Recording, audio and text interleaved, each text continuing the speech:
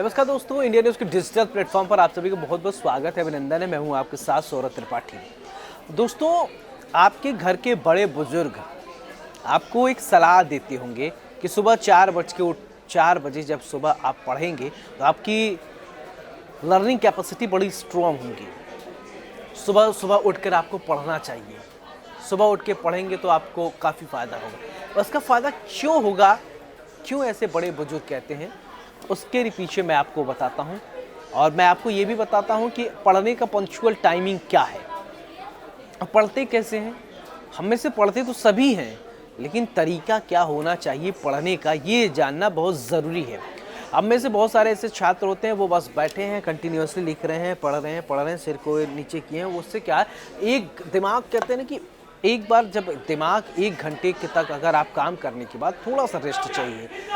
यानी अगर आपने काम किया है, आप स्टडी कर रहे हैं, पढ़ाई कर रहे हैं, तो आपको करीब 1 घंटे पढ़ने के बाद 1 से 2 मिनट के लिए आपको ब्रेक लेने की ज़रूरत है।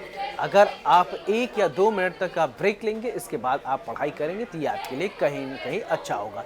अब चलिए, मॉर्निंग में यानी सुबह पढ़ने के लिए क्यों कहा जाता है कि आप सुबह-सुबह पढ़ाई कीजिए और आपके लिए ये बहुत फ़ायदेमंद होगा।